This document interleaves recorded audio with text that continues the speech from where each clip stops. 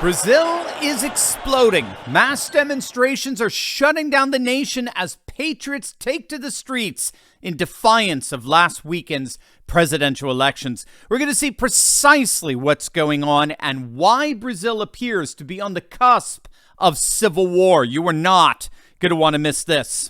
On Sunday, October 30th, Brazil held their presidential elections, which were a runoff between Brazilian President Jair Bolsonaro and the former Brazilian President Lula da Silva, who was previously convicted of corruption and serving a jail sentence, and we'll get more into that in a moment.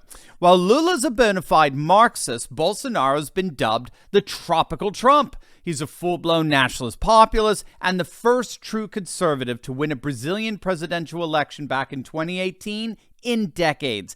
As was to be expected, Brazil's legacy media was shamelessly on the side of Lula's return. They absolutely hate Bolsonaro and predicted that Lula would win the election by upwards of 15 points. It didn't happen. On election day, Lula barely squeaked by, winning by just 1 percentage point. Needless to say, patriots didn't buy it. Millions of Brazilians have since taken to the streets in defiance of the outcome of their presidential election over the weekend. The problem in Brazil is that there's simply not an equivalent of an election oversight commission. So the people feel like they have no recourse to challenge perceived election irregularities. But of course, Brazil's got a Supreme Court, don't they? Their Supreme Court could certainly intervene in the midst of such a national dispute, couldn't it?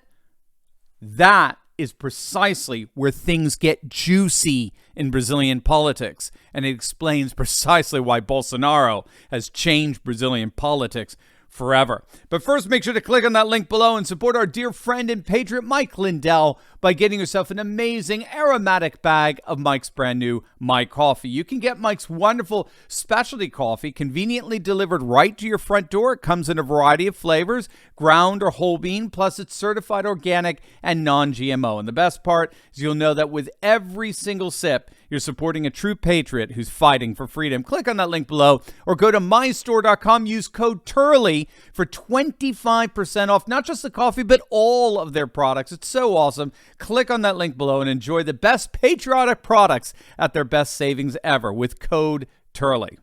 To really understand what's going on here, there's an excellent piece written by Matt Tiermann that gives the background to what Jair Bolsonaro represents for at least half the Brazilian population. What we have to understand is that in Brazil, it's not so much the president that's been invested, with like supreme power, as it were.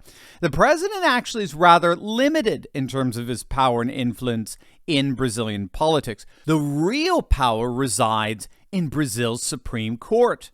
The court itself is comprised of 11 justices, and of those 11, 7 were appointed by Lula, as well as Dilma Rousseff, who took over after Lula. Only 2 were appointed by Bolsonaro. The court is therefore seen by at least half the nation as a puppet court of Lula. Whatever Lula wants, at least 7 of the 11 judges deliver. And nowhere was that made more evident than the recent overturning of Lula's conviction. Now, if you don't know, the former President Lula was, several years back, convicted of corruption. It was actually a huge scandal. It was called Operation Car Wash, and it was a corruption scandal which brought down dozens of politicians and business leaders across the country, including Lula, or so we thought. To the shock of millions, without any explanation, as I understand it, one of the Supreme Court justices overturned Lula's conviction, simply stating it lacked necessary justification. That in turn freed Lula, not just from jail, but to run again as president. So what do you do against a system that's so rigged in favor of a particular political party? Well, that's precisely where Bolsonaro comes in. And I actually saw this firsthand. Back in 2018, I had the privilege of speaking in Sao Paulo. I spoke at a conference on classical education and had an absolutely wonderful time there, made many new friends, and it was an absolute joy to be there. I was with a lot of conservative Christians, homeschooling families, and everyone was talking about this guy running for president named Jair Bolsonaro. And I remember people saying explicitly, I finally have someone to vote for. I finally have a presidential candidate that represents me and my conservative values. You see, Brazil for the last 4 decades has been absolutely dominated by leftist Marxism. The old joke was every presidential election you had in their runoff, you had a choice between either a Marxist candidate or a leftist candidate, right? But scholars have noticed that over the last decade, Brazilians were very clearly turning more and more to a reawakened political right in their national and local politics. An article written right around that time in the Wall Street Journal recognized that Brazil was seeing nothing less than a conservative renaissance going on throughout the various sectors of their society, which had been brewing under the radar for the last 15 years or so. One of the great honors of my life was getting to know and interviewing the great Brazilian philosopher and political theorist Olavo de Carvalho, God rest his soul. He's credited as being, in effect, Bolsonaro's philosopher, and he laid the groundwork over the last few decades through his writings and his YouTube channel for the rise of a thoroughly thought-through, intellectually coherent Brazilian Christian conservatism that greatly influenced the politics of Jair Bolsonaro. And so when Bolsonaro came on the scene in 2018, he was viewed as a true alternative to this corrupt leftist system, this alliance between the Supreme Court and the Workers' Party. For example, one of the biggest problems plaguing Brazil is their violent crime, which Lula, like BLM advocates here in the States, Lula allowed to run rampant. Lula, in many respects, is seen as the champion of drug cartels in Brazil because they're so embedded in the poverty-stricken regions that he supposedly champions and represents. But when Bolsonaro came on the scene, he promised those days were over.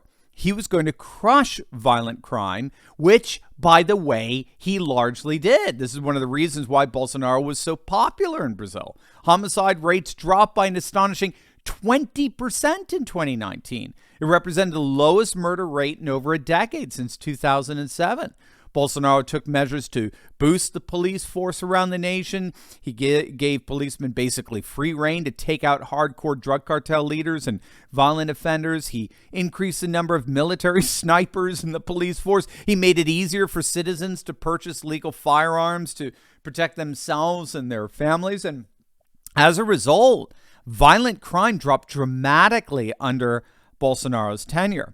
Bolsonaro was the symbol of the Brazilian patriot resistance against their permanent Marxist political class. And now those patriots, who are clearly at least half the country, they believe that the election was problematic, to say the least, especially given the unexplained reversal of Lula's conviction. And the people have decided, you know what? We've had it. They've had it. They've had it with Lula. They've had it with the Supreme Court there. They've had it with the drug cartels getting coddled by the Marxist Workers' Party. And they are pushing back. And they're pushing back in numbers we've never seen. They're demonstrating in the streets. They're rising up and making it absolutely clear that the days of corrupt socialist forces dominating the people of Brazil are over. Now, where this goes is anyone's guess. Bolsonaro is technically not conceded as of yet. So we'll obviously be keeping a very close eye on things, but there is absolutely no question. Bolsonaro has awakened a sleeping giant in Brazilian politics, and Brazil will never be the same. As always, make sure to smack that bell and subscribe button. You will definitely want to check out my latest video on how the woke left has officially lost Bill Maher. You're not going to want to miss it. So make sure to click on that link, and I'll see you over there. God bless.